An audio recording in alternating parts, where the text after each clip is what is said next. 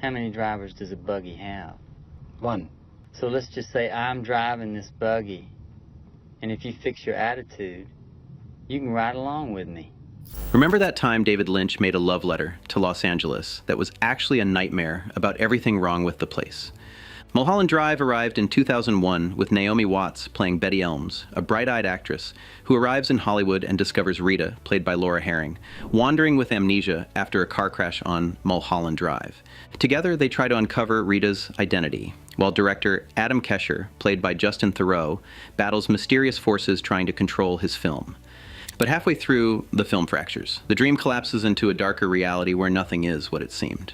Today, we're counting down 15 weird facts about Mulholland Drive. From the singer who had no idea her audition would become the film's emotional core, to the French company that saved it after Hollywood walked away.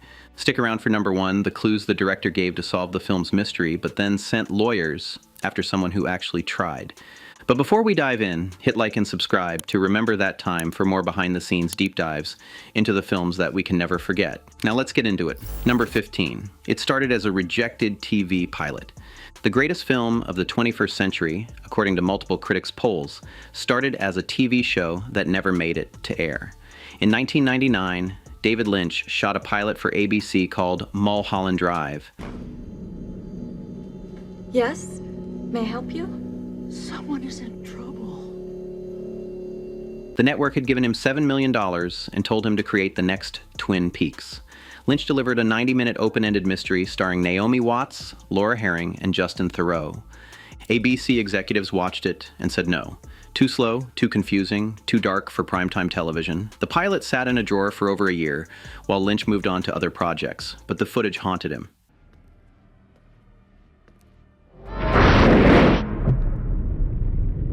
In 2001, he convinced French production company Studio Canal to fund additional shooting. Lynch brought the cast back, filmed new scenes, and added a devastating 20-minute ending that turned the abandoned pilot into a feature film. The movie that ABC rejected for being too weird became one of the most acclaimed films in cinema history. Sometimes the network knows exactly what America wants, and sometimes they're catastrophically wrong. Number 14, Naomi Watts was about to quit acting entirely. When Naomi Watts got the call to audition for Mulholland Drive, she was at rock bottom.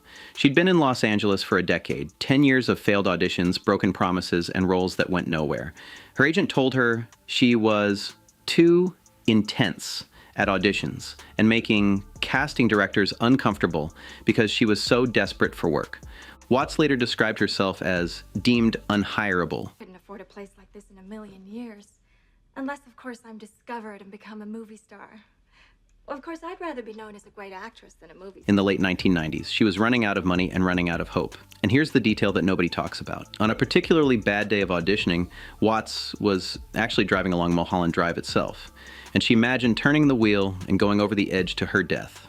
That's how close it got. Then casting director Johanna Ray called her in for Lynch's TV pilot.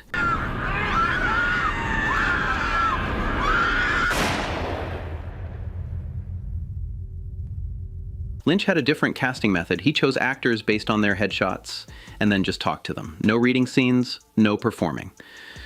Just conversation. When Watts walked in, Lynch asked her questions about her life, looked her in the eyes, and within weeks offered her the role. The TV pilot got rejected, but when Lynch turned it into a film, Watts's performance as both the hopeful Betty and the destroyed Diane earned her an Oscar nomination. After the film wrapped, she was still broke enough to lose her health insurance and face eviction. Her close friend Nicole Kidman talked her into staying until the film was released. She stayed. The film came out. Everything changed. The irony is devastating. Watts was living Diane's nightmare, broke and struggling in LA, when she got cast to play Diane's nightmare. She wasn't acting when Betty auditions with everything on the line. She'd been living that reality for years. Number 13, nobody on set knew what they were playing, including Lynch. Here's what it was like working for David Lynch on Mulholland Drive. You showed up, you got your pages for the day, and you had absolutely no idea what was happening or why. And here's the thing, Lynch didn't either. Justin Theroux described his first days on set as deeply confusing. He peppered Lynch with questions about his character's arc, motivations, what reality they were operating in. Lynch's response to every single question was the same. You know, I don't know, buddy, but let's find out.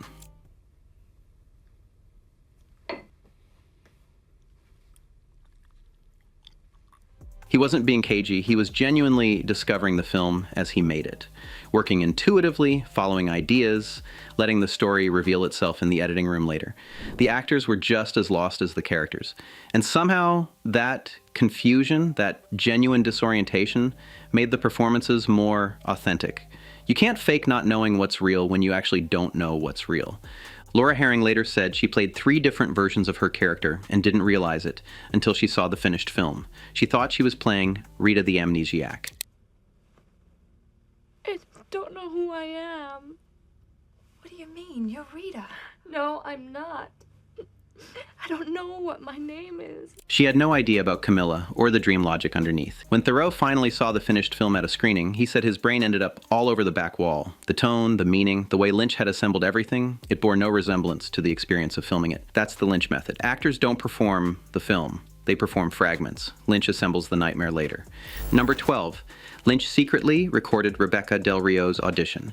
The most emotionally devastating scene in Mulholland Drive, the Club Silencio performance of Lorando, exists because David Lynch ambushed a singer during what she thought was a casual meeting. In the mid-1990s, Rebecca Del Rio was a country singer in Nashville. She'd recorded a Spanish-language version of Roy Orbison's Crying, called Lorando, as a tribute to Selena after the Tejano star's murder. The song became Del Rio's signature, a haunting a cappella performance that showcased her 3-octave range. Their mutual agent introduced Del Rio to Lynch at his home studio. Lynch asked her to sing Lorando for him. She agreed. What Del Rio didn't know was that Lynch was secretly recording her the entire time. She performed the song thinking it was just an impromptu audition, something casual. Lynch said nothing. Unknown to Del Rio, that recording became the foundation of the Club Silencio scene. When Lynch got funding to turn the pilot into a feature, one of the first new scenes he wrote was built around her voice. The whole sequence, the theater, the magician, the paradox of the recording, it all came from that one secret session. Del Rio later described the meeting as lasting 1.5 songs, 2 cigarettes, a cup of coffee. Lynch's response when she finished singing was pure Lynch. Ding dang. Rebecca Del Rio, that was aces. That impromptu performance, captured without her knowledge, became the emotional turning point of one of the greatest films ever made. And Del Rio had no idea until Lynch called her months later to ask her to lip sync to her own voice. Number 11. The man who reviewed it was eating breakfast. Here's a detail David Lynch has never quite gotten over.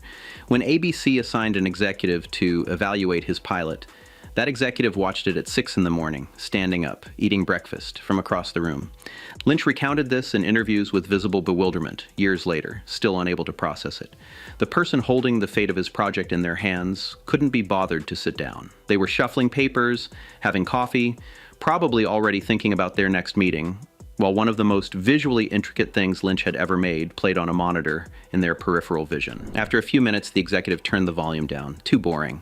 The decision to pass was made somewhere between the toast and the orange juice. That same footage, with additional scenes, premiered at Cannes in 2001 to a 10-minute standing ovation. Lynch won Best Director. Critics called it a masterpiece. The executive who couldn't find a chair missed all of it. Lynch never named the person. He didn't need to. The story says everything. Number 9. ABC executives hated Lynch's casting choices. It wasn't just the pacing and tone that bothered ABC. The network actively disliked the actors Lynch had chosen. According to producer Tony Krantz, executives thought Naomi Watts and Laura Harring were a little old for the roles. Keep in mind, Watts was 30 and Harring was 34. Apparently that qualified as over the hill for network television in 1999. But the complaints got more specific and more insulting. A BC told Krantz that Betty was too awshucks and okie from Muskogee. They thought Watts's performance was too earnest, too wholesome, too Midwest nice for what they wanted. And after the car accident scene, they complained that Rita looked kind of goofy, stumbling around, disoriented. Let that sink in. The network rejected performances that would later be recognized as some of the best acting of the decade because they thought the leads seemed too old and too sincere. They wanted younger, edgier, cooler. They wanted something focus grouped and safe. Lynch ignored every note. When he got the chance to turn the pilot into a film, he didn't recast a single role. The actors ABC rejected became the soul of the movie. Watts and Harring's performances are now studied in film schools. And ABC got to watch from the sidelines as the project they killed became legendary without them. Number 10. Melissa George flew from Australia. Thinking she was the star, Australian actress Melissa George got a call from David Lynch's casting director in the late 1990s. They wanted her for a major role in a new TV pilot. She was thrilled. She flew from Australia to Los Angeles, expecting to be one of the leads in Lynch's new series. When she arrived and read the script, she was cast as Camilla Rhodes, the blonde actress that the studio forces director Adam Kesher to cast in his film. In the dream sequence, she appears in one scene. In the reality portion, she barely registers. Total screen time, approximately 12 minutes. George later reflected on the experience with good humor, but at the time she was confused and a bit hurt. She'd been told this was a major opportunity. She'd traveled halfway around the world, and then she showed up for a few days, filmed a handful of scenes, and went home wondering what had just happened. The weird full circle moment came 20 years later. In 2021, George was cast in the HBO limited series The White Lotus. The person who called to offer her the role? Justin Theroux, who was producing. He told her, "This is the girl," the exact line his character says about her character in Mulholland Drive. George called the coincidence bizarre and beautiful. 2 decades after flying across the world for a tiny part in a Lynch project she didn't understand, the same actor who'd been forced to point at her and declare her the chosen one was now actually choosing her for a major role. Sometimes the dream comes true, just 20 years late. Number 8. Lynch wrote a personal note to every projectionist in America. Here's something that almost nobody knows about Mulholland Drive. David Lynch sent a personal letter to every projectionist at every theater screening the film. Not to critics, not to audiences, the projectionists. Because of the film's origins as a TV pilot, the first half had been shot in a 16:9 aspect ratio, the television format. When Lynch converted it to a feature, the theatrical ratio was slightly different. Without a manual correction, heads would be cut off at the top of the screen. Not metaphorically, literally. Actors' heads gone. So Lynch typed up a handwritten style note, had it photocopied, and included it with every reel shipped to theaters. He explained the framing issue, asked projectionists to allow a little more overhead than usual, and asked them to turn the volume up by 3 decibels because he'd heard the film at a guild screening and thought it was too quiet. He signed every single one. Your friend, David Lynch. Think about that for a moment. This is a director who refused to explain his film to critics, to audiences, to his own cast. He gave no interviews about meaning, no guides to interpretation, nothing. But he wrote personally to the people operating the projectors to make sure the physical experience of watching the film was exactly right. The man who wouldn't tell Justin Theroux what movie he was in couldn't sleep knowing someone's head might be cropped at the top of a screen in Tulsa, Oklahoma. The mystery was fine. An imperfect frame, completely unacceptable. Number 7, Lynch whispered cigarette directions to Defy the network. ABC had very strict standards and practices in 1999. One of their big concerns was smoking on television. The network didn't want to appear to endorse or glamorize cigarettes, so they pushed Lynch to minimize smoking in the pilot.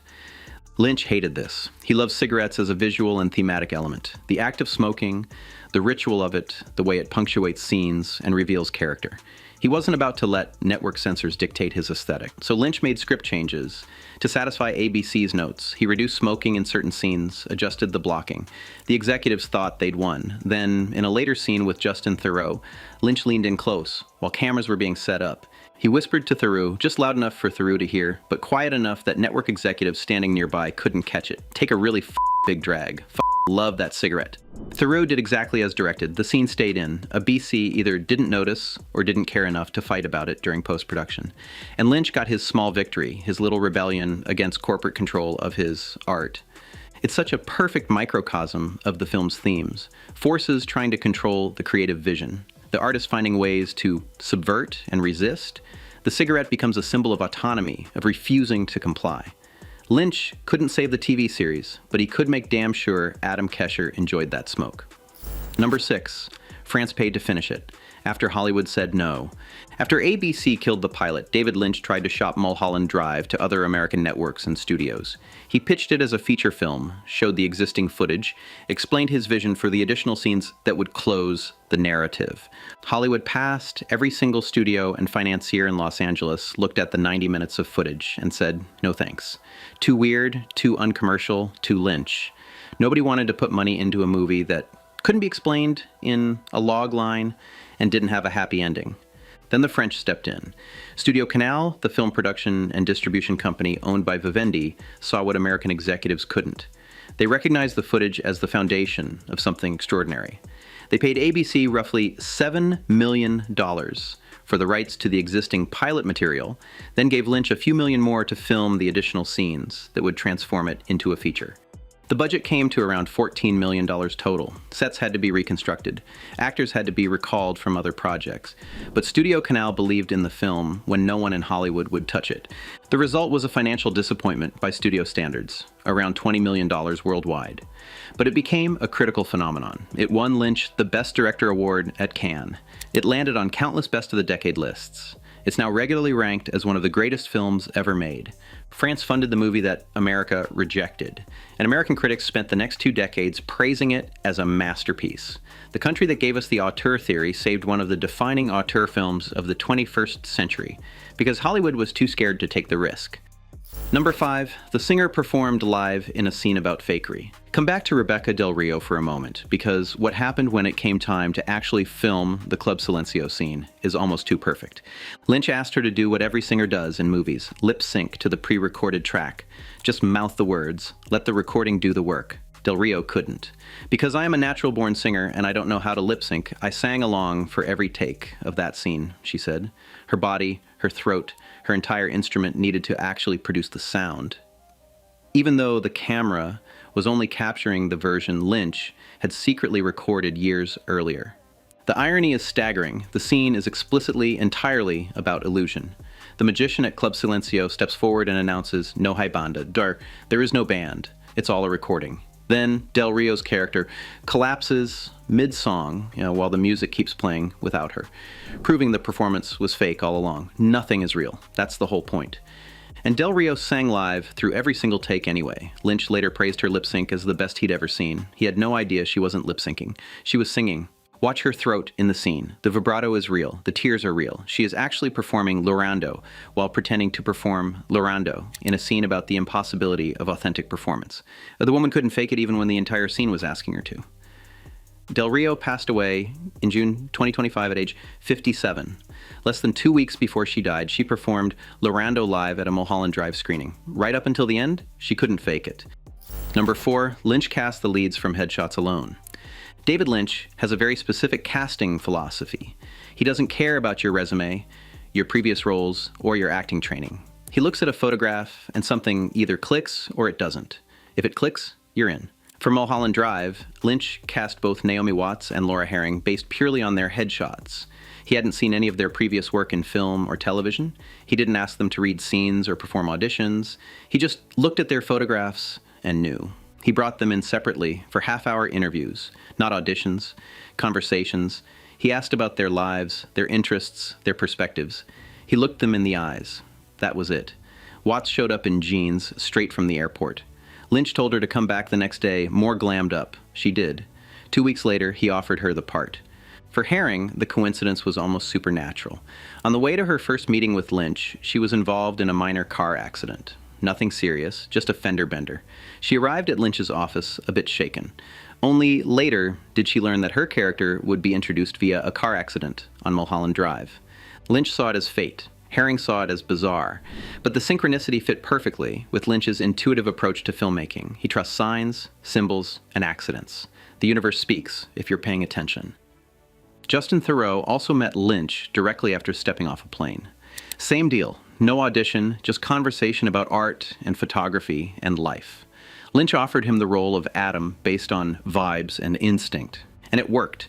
The chemistry between Watts and Harring is electric. Theroux brings the exact mix of arrogance and vulnerability that Adam needs. Lynch's gut cast the perfect actors for roles they didn't fully understand in a film that wouldn't make sense for another 2 years.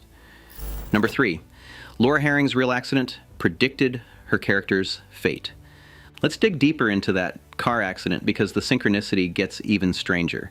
Laura Harring's minor car crash on the way to meet David Lynch wasn't just a weird coincidence. It became a psychological anchor for her entire performance.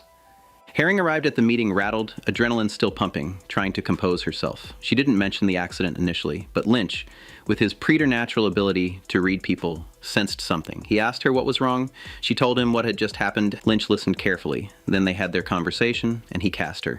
Only during the first script read through did Harring realize that Rita, her character, would be introduced fleeing assassins on Mulholland Drive before a devastating car crash that would kill everyone except her and leave her with amnesia. The real accident happened before she knew anything about the character, but in Harring's mind, it became impossible to separate the two. When she filmed the crash sequence, she channeled the genuine disorientation and fear from her real experience. The shock in her eyes when Rita stumbles from the wreckage isn't entirely acted. It's muscle memory from a collision that happened months earlier. Lynch loved this kind of blurred boundary between fiction and reality. He saw the accident as a sign that Harring was meant to play Rita. She was already living part of the story before the story existed. And here's where it gets truly Lynchian. Throughout the film, Rita exists in a state of confused, half-memory, never quite sure what's real and what's reconstructed. Harring spent the entire production in a similar state of confusion, never fully understanding which version of the character she was playing or what reality the scene inhabited. The car crash was real. The character was fiction.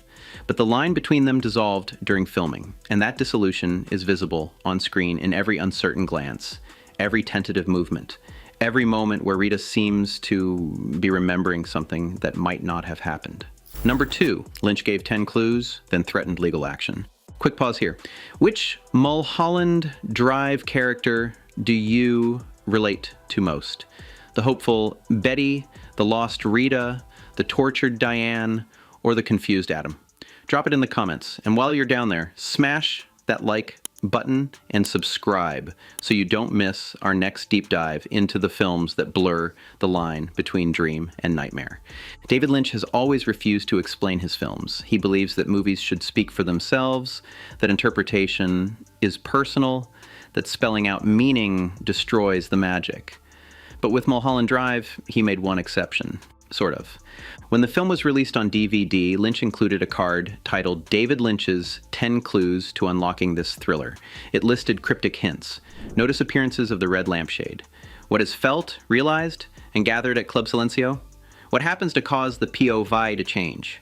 The clues were characteristically vague, more riddles than answers. They pointed viewers toward important details, but didn't explain what those details meant. Lynch was helping people pay attention without telling them what to think. Film scholars and fans dove in. Universities taught courses analyzing the 10 clues. Online forums dedicated thousands of posts to decoding each hint. The clues became a roadmap for navigating the film's dream logic. Then someone went too far. A film professor began publishing detailed academic interpretations of Mulholland Drive, using Lynch's 10 clues as the foundation for elaborate theoretical frameworks. The professor's work gained attention, got cited in other scholarship, started appearing in critical anthologies. Lynch's lawyers sent a cease and desist letter. The message was clear. Lynch had provided clues, not permission, to definitively explain the film. The professor was told to stop publishing interpretations that claim to unlock the definitive meaning of Mulholland Drive. The irony is spectacular. Lynch gave people a treasure map, then got upset when someone claimed to have found the treasure. He wanted viewers to engage with the mystery, but not solve it. The clues were meant to deepen the experience, not end it. And here's the beautiful contradiction at the heart of Lynch's work. He creates puzzles, then refuses to let anyone declare victory. He wants interpretation, but not conclusion. He wants you to chase meaning knowing you'll never catch it. The 10 clues remain. The cease and desist stands. And Mulholland Drive continues to resist explanation, exactly as Lynch intended. The film is a locked box that contains a key to a different box, and the cycle never ends. And there you have it. 15 weird facts about the film that ABC watched while eating breakfast, and France turned into a masterpiece.